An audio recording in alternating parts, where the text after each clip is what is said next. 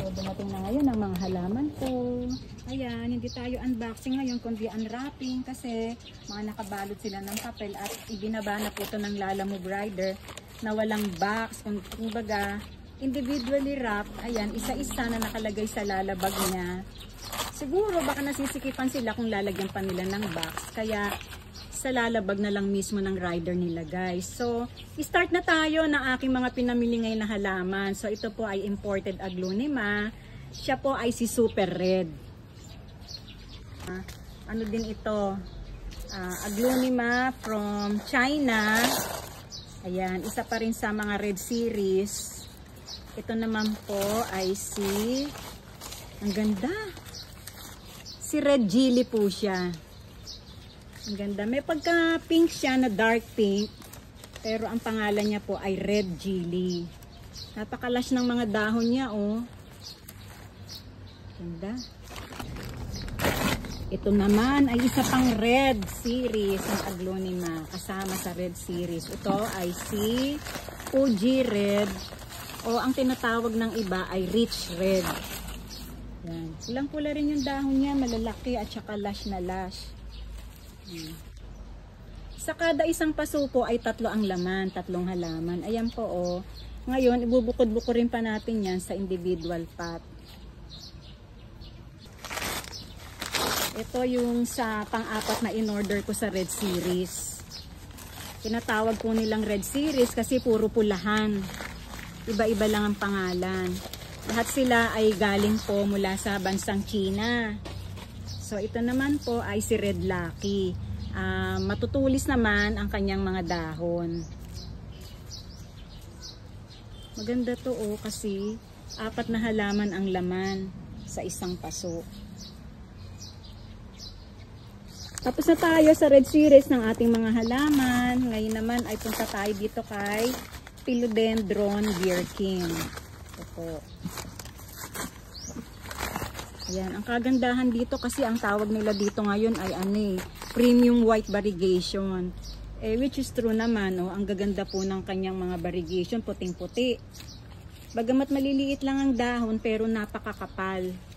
Maganda tong pang center table, coffee table, kasi hindi siya gaanong kataasan. Palitan mo lang to ng napakagandang pot, ay iba na ang datingan nito, napakasosyal. Ibang-iba ang arrive. Kumbaga, aesthetic. Alam mo kasi si Birkin, ito isa sa mga philodendron na halaman na walang kaarte-arte alagaan. Kahit nasa loob ng bahay, ito ay napakabait. Basta wag nyo lang kung didiligan na ng madalas. Sa akin po, ang pagdidilig ko ng philodendron plants ay ginagawa ko lamang tuwing ika-10 araw. Kasi pag ito ay na-overdilig, madali pong malusaw yung mga dahon niyan. Hindi lang yung mga ugat niya yung nalulusaw, pati yung mga dahon niya, makikita nyo po, lumalambot, nananamlay, hanggang magkalagas-lagas na po yan. So, yun lamang, kailangan, yun nga, tuwing ika-10 araw, at saka paminsan-minsan, ilabas-labas din po natin sa morning sun, para makakuha naman siya ng sapat na liwanag, ng natural light, kumbaga. Maraming mahirap buksan na, maraming tape. Oh, pero ang liit lang ng lalagyan niya. Eto, yung isa sa mga furniture ko sa aking long video.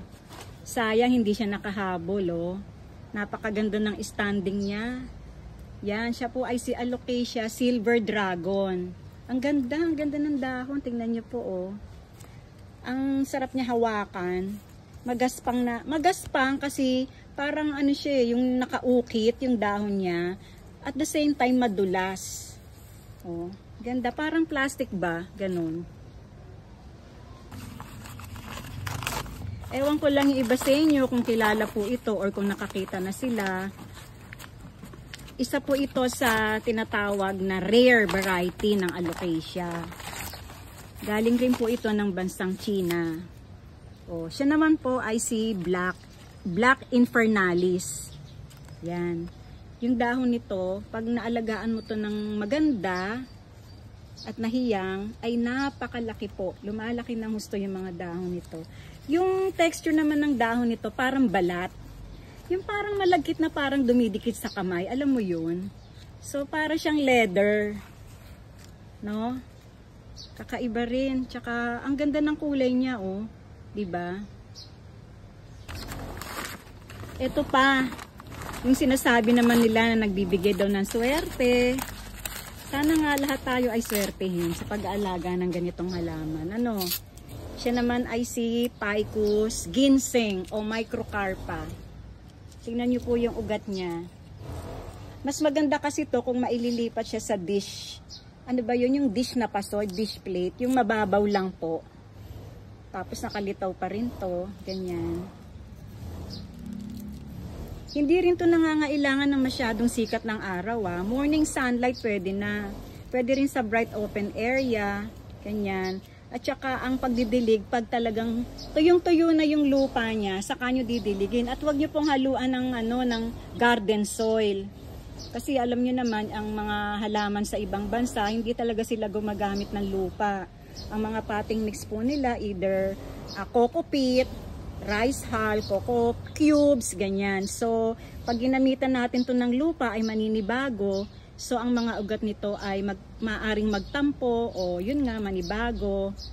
Hindi natin alam kung anong kasasapitan ng ating mga halaman. Ang mamahal pa naman ng mga imported plants.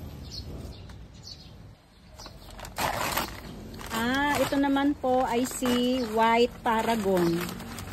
Tingnan nyo po, iba talaga yung White Paragon na galing sa ibang bansa tsaka sa White Paragon na ordinary sa atin. Ano po, yung common, yung mga locally grown, mas mahahaba yung dahon ng ating White Paragon. Ito, mas maikli at tsaka yung kanyang kulay ay may pagka-avocado green. Kaunti lang ang puti, no? Pero yung dito sa atin, sa Pilipinas, yung mga nasa farm dito sa atin ay mahahaba talaga na puting-puti at makapal na makapal ang tubo. Kakapal pa kaya ito? O, isa pa rin daw sa nagbibigay ng swerte. Naku naman, ang dami-dami nating swerte. Si Ficus triangularis. Ayan. Maganda to. Yung mga naniniwala talaga sa swerte, sa mga kasabihan, ito po ay inilalagay nila normally, pinupwesto sa harapan ng gate, sa tawag ito main entrance, no? Para nga naman, prosperity, mas maamo sa kanila ang ano nga yung tawag sa ang swerte. Ayan, so doon panalubong pa lang, pambungad pa lang ng kanilang mga tahanan ay nandoon na ang nagdadala ng swerte.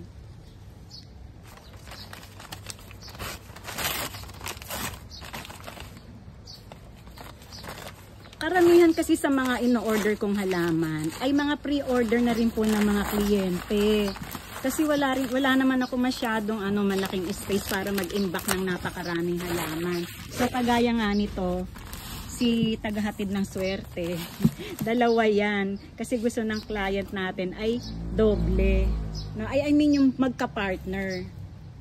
Yan. Kaya dalawa yung kinuha natin na triangularis. Ang ganda ng mga dahon niya. Tingnan mo, diba? Parang rubber tree din siya na bansot, no? Itong isang ito ay outdoor plant o sun-loving plant. Yan. Ayun, nabibilang pa rin po siya sa mga lucky plant. Ang pangalan niya naman ay si Sinamumu sa local name, no? Sa naman, ang tawag dito ay Chinese perfume or Chinese jasmine. Namumulaklak po ito ng kulay puti na maliliit at napakabango po ng kanyang bulaklak. Para talaga siyang kagaya sa sampagita or jasmine na nga. Yan. Ang ganda rin, no? Ang liliit lang ng dahon niya, no? Tapos puno na siya na maliit. Yan. Siya po ay si Sinamumu. Sylvie. Ang ganda. Ang cute lang. Tignan mo tong mga white pineke na to. Maliliit lang. Pakita ko po. Tatlo to eh. Sandali po. Pakita ko pa yung dalawa. Yung isa. So, ito yung pangalawang paso natin ng white pineke. Mapapansin nyo po, no, puting-puti sa kakaiba yung datingan niya. Kasi ito daw po ay tissue cultured, ang sabi ng supplier. No, parang ano ba yun, paano ko ba sasabihin, yung kanyang character ay parang napaka-fragile, no? Ganyan pala ang tissue cultured na halaman. Tingnan natin tong isa, kasi tatlo nga sila eh. Tissue cultured. Ano kaya ang kinaiba? Okay. Sa laboratory. Ito pa ang isa. Ayan, bali tatlo sila. Medyo pricey nga lang itong tissue cultured. Hindi ko lang alam bakit kaya mas mahal siya, no? Kaysa dun sa mga regular na pinapalaki or pinapropagate na mga white tineke. Pero maganda siya tignan, di ba? Sabi ko nga, napaka-soft ng kanyang datingan. No, mahinhin. Paano ko pa ba siya tawag ito, isasalarawan. Basta maganda siya.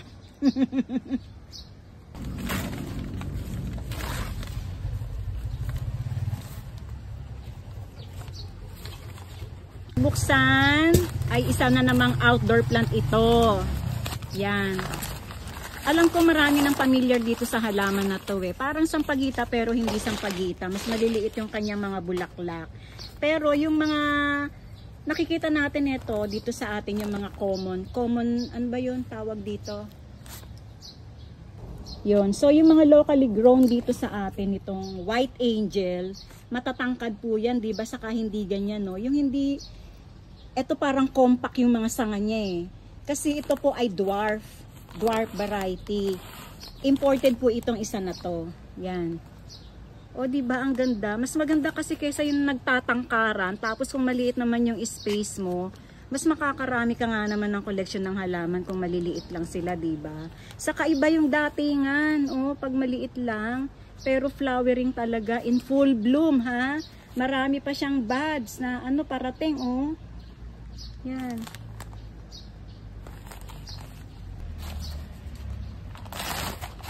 Itong isang ito ay pangsarili ko lamang na halaman. In order ko talaga to pangsarili kong collection kasi ang nagustuhan ko sa kanya, dwarf type din to eh. Saka mula pagkabata, ito na ang nagisnan kong halaman. Gustong gusto ko to, yung mga santan na yan. Siya po ay si dwarf cherry santan. Ganda ng bulaklak niya. Kahit sa maliit lang na paso, di ba? Hindi kakain ng space. Ang ganda. Ang gagawin ko dito, pag ito nawala na yung bulaklak, gugupitan ko lang yan. Ipupurun ko yung mga mga tips para lumago pero hindi tatangkad. At the same time, mas dadami yung mga bulaklak niya. O siya, hanggang dito na lamang pumuli at ako muna ay magre-repat. Maraming salamat po muli sa inyong pagsama sa aking hindi unboxing kundi unwrapping ng aking mga bagong halaman. Sana po ay masundan nyo rin po ako sa aking YouTube channel, ang The Late Bloomer PH. Maraming salamat po sa pagsubaybay. Hanggang sa muli, ito po ang The Late Bloomer. Happy planting!